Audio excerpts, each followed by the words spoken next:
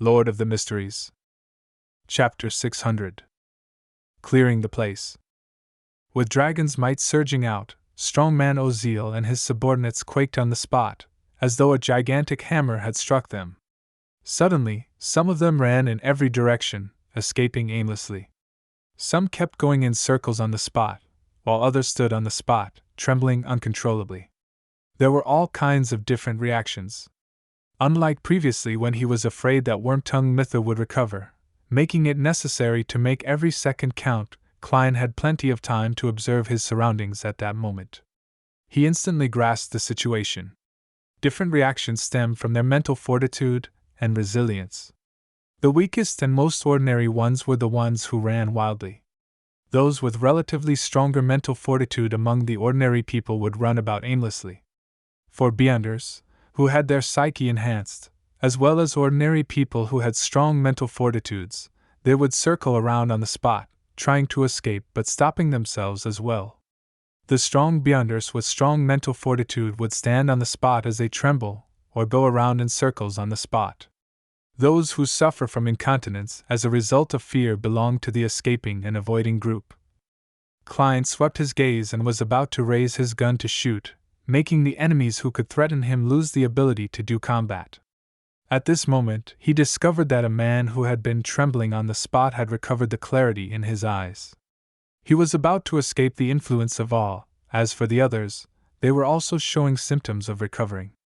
Considering how he didn't have the ability to finish all of them off in such a short period of time, and how a gunshot would jolt a number of them back to their senses, as well as how different Beyonders, when combining their different powers together, could cause him harm, Klein changed his mind and made the glove on his left palm be tainted with a sinister, reflective blackness.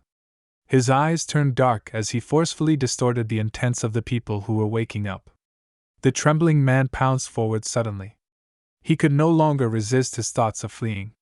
He ran straight for the secret exit, leaving his employer, Strongman Oziel, as a constantly shrinking back.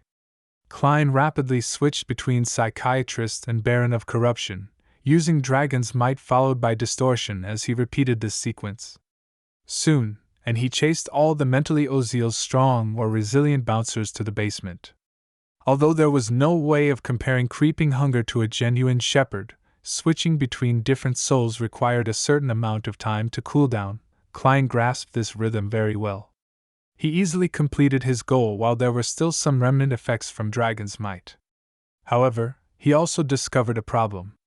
For certain targets, if they were repeatedly exposed to Dragon's might, and all within a short period of time, the effects would weaken with repeated use. Of course, most of Strongman Oziel's subordinates were already slumped on the ground after repeatedly being hit by Dragon's might. They were pissing and defecating themselves, emitting a stench. Dragon's might and distortion are quite a good combination. If Mither hadn't tried to counterattack, he could have escaped with bribe, weaken and distortion, and I might not have necessarily been able to catch up to him and finish him off. Yes, that counterattack of his was very potent. There weren't any signs prior to it. If it wasn't due to a seer and clown's reliance on their spirituality and intuition, I might not have been able to use paper figurine substitutes in time, much less talk about dodging the strike. This reminds me that even though creeping hunger provides the combat strength of a Sequence 5, I shouldn't belittle other Sequence SIXS. A careless mistake might have me killed. Amidst his thoughts, Klein made the glove turn as though it was gilded. His eyes suddenly lit up with 2 bolts of lightning. Strongman Oziel immediately cried out in pain as he couldn't bear it anymore. He crashed to the ground like a toppling mountain peak. He held his head as he struggled in pain like a catfish that had just been caught. Unfortunately, I don't have Beyonder powers that can perform an area of effect attack. Otherwise, I'd be able to keep the other Beyonders back. I remember that there's a lightning storm in the Sea King's domain. However, such charms are of too high a level. It exceeds the realm of my knowledge. Klein swept his gaze across all the goons before unhurriedly walking to the basement. This place was originally a market, but with everyone fleeing, it was empty. Dressed in his double-breasted frock coat, Klein pulled a chair out from behind a stall. He placed it before Oziel and leisurely sat down. He leaned forward as he observed the boss of the Amiris Leaf Bar without a word. After Oziel tumbled around for a while, he finally recovered from the pain that nearly made him lose control. However, he still suffered from a splitting headache. He was just about to stand up when he saw a pair of pale-colored eyes that reflected pale gold light. He saw a glove covered in dark golden scales. In that instant, cold sweat was still dripping from his forehead. He felt that one maelstrom after another was appearing in his eyes, sucking in all his attention. Klein calmly asked, "Were you once a pirate?" "Yes." Oziel realized that he had the strong intention of answering the man. This was a psychological cue. Klein asked again without a change in tone, "What deeds have you done in the past that violate the kingdom's laws?" Oziel didn't hide anything from him. He simply explained what he had done as a pirate and as the boss of the Amiris Leaf Bar. It included his plundering of liners, raping female passengers, and killing the innocent. This included striking down competitors and kidnapping their family members, setting ambushes to sink an entire family to the bottom of the ocean. Klein listened to all of this in silence, and the corners of his mouth curled up slowly. He clapped his left palm against his right hand and said, "What a competent pirate and passable gang boss!" Amidst his praise, he extended his left hand as a ferocious mouth opened up on the thin human skin. Shrill screams resounded in the basement, but it stopped after a few seconds. All that was left were echoes. Klein sat in his seat, watching silently as the bright points of light slowly gathered in front of him. Around him, all the goons who were suffering from incontinence instinctively distanced themselves from him. As they crawled, they left stains on the ground. Moments later, Klein slowly stood up. He bent down to pick up a pure spherical light that was the size of a baby's fist, as well as the wallet inside Oziel's clothes. After stealing a glance at the thickness of the wad of cash, he put away the two items and holstered his revolver. He took off his half-top hat and bowed at the trembling goons in the corner. Klein checked the underground area after he was done with everything. To his regret, he didn't discover any items like a safe. All he could do was return via the passageway, pick up Wormtongue Mither King's corpse, and walk to the entrance. He paused for 2 seconds as the scene outside was naturally outlined in his mind. He discovered that the bouncers, who he imagined would attempt to open the door to provide help, had already disappeared. The dragon's might from just now made them realize that it's a battle between Beyonders, so they retreated? As expected of a region where pirates are everywhere. Some ordinary people still have a chance of understanding about Beyonders. It seems such matters happen often here? Some fugitive suddenly gets arrested by the mandated punishers? Klein undid the metal chains and reached for Mither King's pocket in passing and took his cash. He held back the urge to count his earnings as he burned a paper figurine and threw it outside before opening the door to the entrance. He then walked out with Mither's corpse. At this moment, most of the customers in the bar were gone. There were only about 8 people hiding in different spots to await the outcome.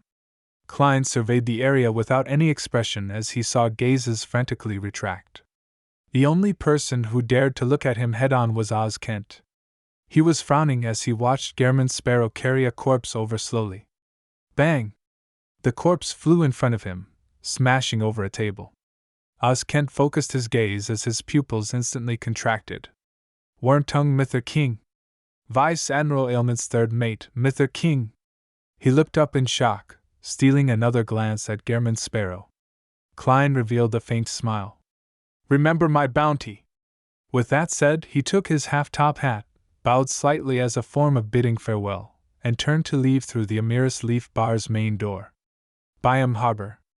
On the White Agate. Eland watched as the door to his captain's cabin was slammed open. He asked in surprise, "Kent, what happened?" Oz Kent questioned him with a warped expression. "Eland, what kind of monster did you introduce me to? Gehrman Sparrow?"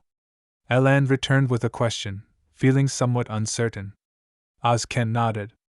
"He killed Wormtongue and Strongman without batting an eye, right inside Amiris Leaf Bar, right in front of me. It didn't even take him 5 minutes. He felt like he was going crazy. Mither King? Eland asked, but he sounded like he was repeating the name to himself. Then, he revealed a rueful smile.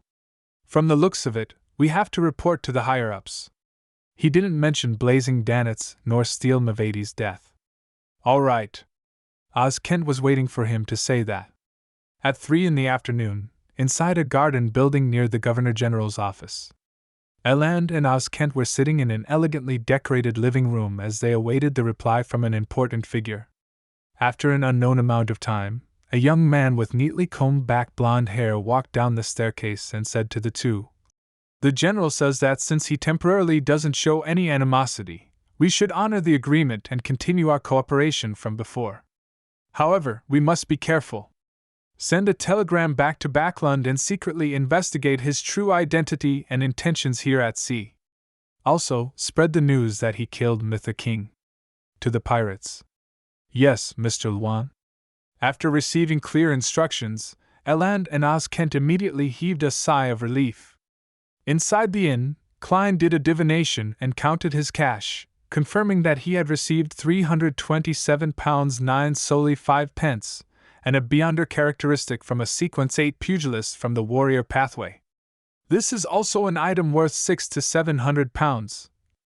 Furthermore, there's Mytha's bounty. Even if I deduct the labor fees, there will still be several £1,000s. Herr Oz Kent might not dare to take his cut.